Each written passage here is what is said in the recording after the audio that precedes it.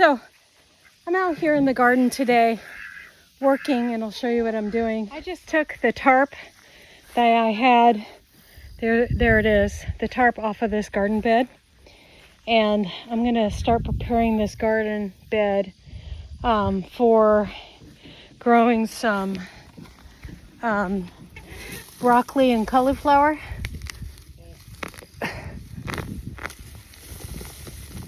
So I'm gonna get some of our compost and put it on top. And so that's what we're gonna do with this.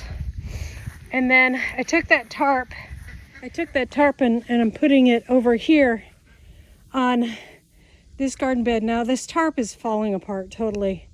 That's why I just had to pluck some weeds out of here, because it was falling apart before. It overwintered on this area and it was falling apart during the winter. So that's what I'm working on today. I need to get some now wheelbarrows of compost from our compost pile and put it on there. And I also was taking out weeds and straightening this up. So this tarp that's right here, and then I have on these 3 beds, I'm going to clean those out, the weedy corners, because it came up a little bit. Has cleaned out these beds, and I'm glad, because some onions are probably going to go in here, and then, or maybe, I don't know how I'm going to do it yet. Maybe some garlic is going to go in there, onions in there, and then I can use this tarp to take care of that area. And then next year I can put onions in these 2 beds here. So I got to get compost out on this soon before the weeds all come up. But this garden bed looked just like that garden bed before I put the tarp on it. So that's the significant change that I can do. I need to order a couple more big tarps. You can do it with a regular tarp. It's just that these tarps work a little better, a little faster.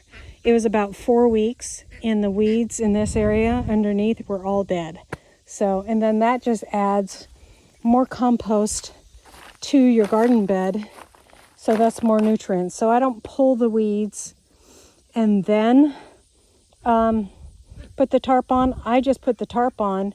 And then as they start to come up in the spring, or whenever they start to come up, then I go ahead and pull them. So that's what I do. So I gotta get another piece on this area. I mean, the tarp, literally when I was rolling it up, was falling apart like this. So the cost of a tarp, these were pretty cheap. I think they were like $20 a piece, but they're really long, and so I went for them. We couldn't afford any more money at the time, and probably still can't. So it lasted 2.5 years for these tarps, so I guess I can't complain much. I mean, we did get a lot of use out of them. So I'm just doubling the tarp back on itself and then putting some heavy things on this. And yeah, you might get a little weeds coming up here and there, but we're getting it done and preparing for fall garden. A lot of people have their fall gardens in. I'm just growing onions and broccoli and cauliflower, so I'm not worried about that. Can usually stay in the garden until January, so they'll have plenty of time to mature with our area. So, which we are like 7, growing zone 7. So, all right, back to work. Hi, baby. How are you? Hey, you want me to see if I can get you an egg? Let's see if I can get you an egg. I cleaned out this pool too for the ducks, and I put the duck water over here since my ducks are roaming free these days. I have all this water. I'm also going to put it in those 2 beds. It's just duck water with their manure in it, and I use that as a fertilizer, and it is amazing. I grow huge onions with this, And it's something that I have to do anyways. I have to give the ducks a pool where they can get in there, and then I just take that water, put it in the garden. This is what I'm doing now, guys. I have these wood chips that I had on a bottom of a trough that I raised my meat birds in. That sat out in the backyard. I'll show you it in a minute. Filled up with water, and so these wood chips are already breaking down. So what I'm doing is, that has manure and wood chips in it, a good balance there. So I'm just spreading that over the top of these two beds. So it will be a mulch. At the same time, it will break down and be compost for this area. Instead of getting into my other compost, I would have to get the bucket on the tractor, and I don't have the bucket on the tractor today, and I need help to do that. So I decided to grab this and prepare this area anyways. This will work just as good while serving as a mulch. So I'll rake it out, and it'll be kind of a weed barrier until I get these plants out here, and then it will feed the plants every time we water them. So exciting about that. I'll show you that trough. Here's the trough, and I totally forgot about it for a long time because you can see how much water's in there. This filled all the way up with water. We were having major rainstorm after major rainstorm, and I couldn't tip it over by myself.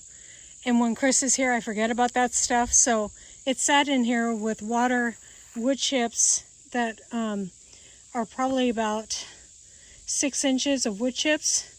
And now that's turning into glorious compost for us. So I'll just rake this out, and then I'll be done for the day. It's starting to get really hot again. We're going to be in the 90s again today. So transforming the garden, getting it done bit by bit. And I can't wait to get onions out here for over winter. Some onions, that's a new thing for me.